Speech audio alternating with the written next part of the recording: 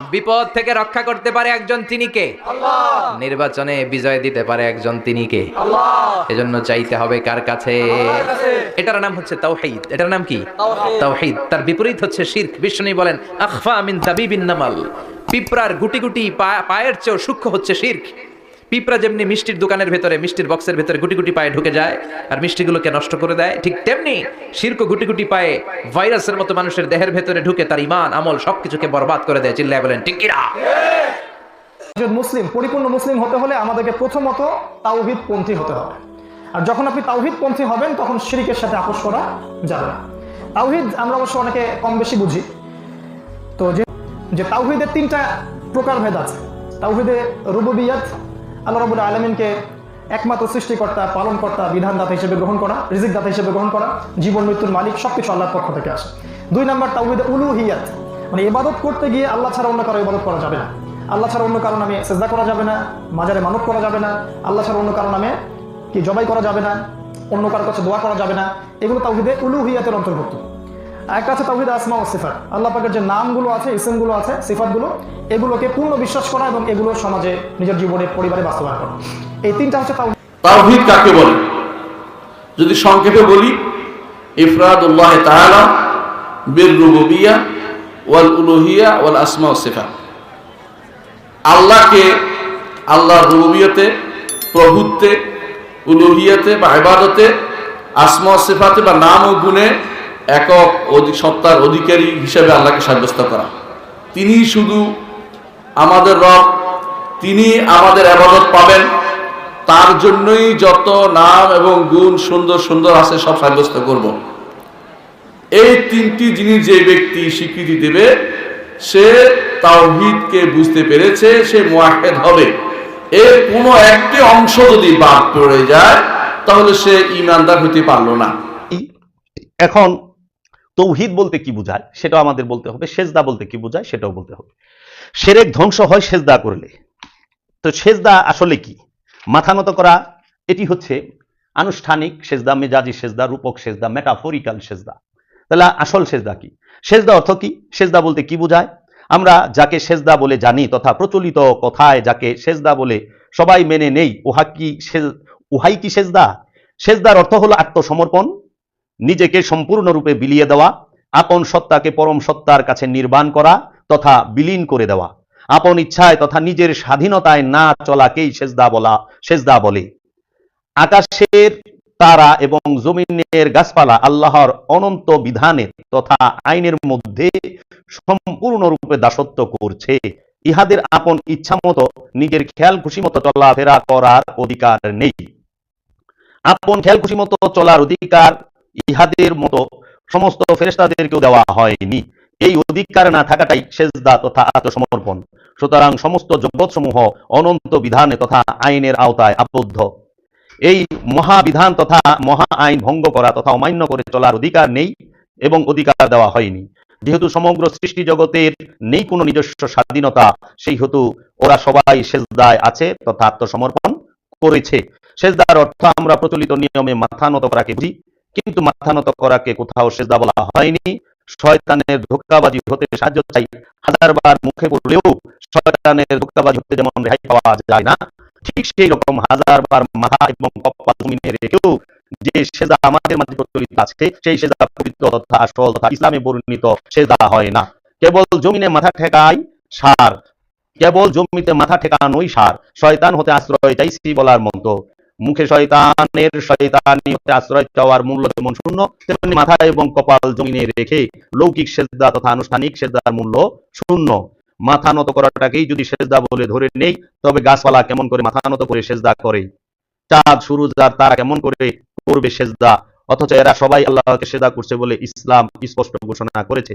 তবে এটা সত্যি যে আসল সেজদাকে ধর্ম বিধানের প্রয়োগ পদ্ধতিতে পরিচয় করিয়ে দেবার জন্য আনুষ্ঠানিক সেজদার প্রচলন করা হয়েছে এবং লৌকিক সেজদার প্রয়োজন আছে, যাতে মানুষ তার সত্তাকে সম্পূর্ণ আল্লাহর কাছে বিলীন করে দিতে পারে। তাই প্রাথমিক শিক্ষা দেবার কৌশলী সেজদা হলো মাথা নত করা। কারণ মাথা ঠিকই নত করে দিলাম লৌকিক সেজদার মতো, অথচ মনটি সেখান হতে দূরে সরিয়ে রাখলাম। তাতে কি সেজদা হবে? তাই মনটাই সেজদার মূল অংশ, মাথাটা নত করা সেজদার গৌণ অংশ। তাই আচার যখন তার মূল উদ্দেশ্য লক্ষ্য হারিয়ে ফেলে, তখন সেই আচারই অনাচারের রূপ ধরে সমাজের প্রকৃত রূপটিকে ঝাঁঝরা করে দেয়।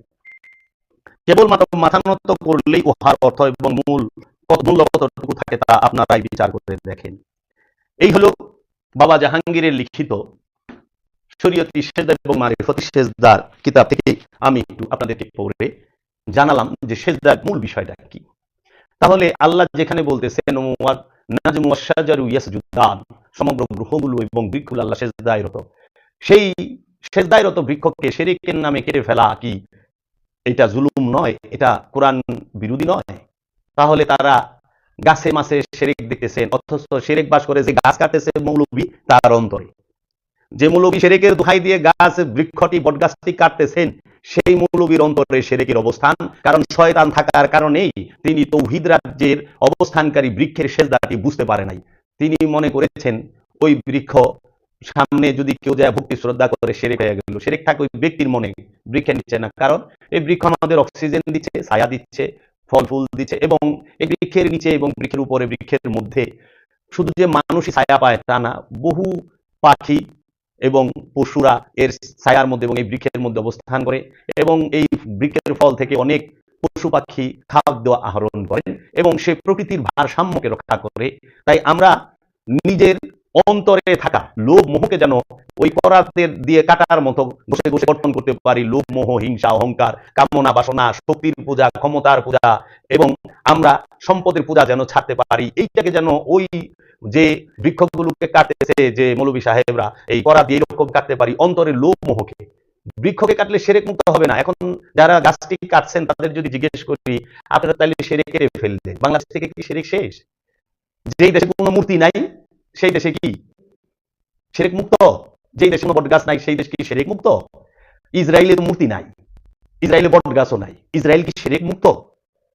একটু উত্তরটা দিবেন। আপনারা কোন রাজ্যে কোন জায়গায় বসবাস করেন? এই বিংশ শতাব্দীতে বিজ্ঞানের যুগে, সায়েন্স টেকনোলজির যুগে এইরকম অজ্ঞেয়বাদ, মূর্খতা আমরা সমাজে দেখতে হয়। ধর্মের দোহাই দিয়ে মানুষের কে আঘাত করতেছে, ধর্মের দোহাই দিয়ে মানুষকে হত্যা করতেছে। এখন ধর্মের দোহাই দিয়ে, শিরকের দোহাই দিয়ে গাছও রেহাই পায় না, মাছও রেহাই পায় না। এই কোন আজব দুনিয়ায় আল্লাহ বাস করি, মাথায় ধরতে চায় না যে শিরক কি, এইটাই বুঝলো না। শয়তানকে সঙ্গে নিয়ে কলবে নিয়ে অবস্থান করাই শিরক। শিরকের অবস্থান একমাত্র জিন আর ইনসানের অন্তরে। আর শিরক হইতে মুক্ত হইতে হইলে আল্লাহ রাসূলের কাছে বায়াত হয়ে আল্লাহ রাসূলের শিক্ষা অনুযায়ী দায়মি সালাত করে, সিয়াম করে, কুরবানি করে, যাকাত দিয়ে, হজ করে শিরক মুক্ত হইতে হয়। শিরক মুক্ত হইতে হয় দায়মি সালাতের মাধ্যমে। আল্লাহ রাসূলের সাথে সর্বক্ষণ সংযোগ যোগাযোগ প্রচেষ্টায় লিপ্ত থেকে নিজের মধ্যে থাকা নফসের সাথে মিশে থাকা খান্নাস রূপী শয়তান হতে মুক্ত হয়ে তৌহিদ রাজ্যে প্রবেশ করতে হয়। আর যাদের সাথে শয়তান আছে, যাদের নফসের সাথে, তাদের জন্য জান্নাত জাহান্নাম এবং ভালো মন্দ অবস্থান করে। যেই নফসের সাথে কোনো প্রকার খান্নাসকে দেওয়া হয় নাই, তার সাথে জান্নাত জাহান্নামের কোনো সম্পর্ক নাই। এর জন্য বৃক্ষ জাহান্নামীও না, জান্নাতীও না। কারণ বৃক্ষের সাথে শয়তান নাই।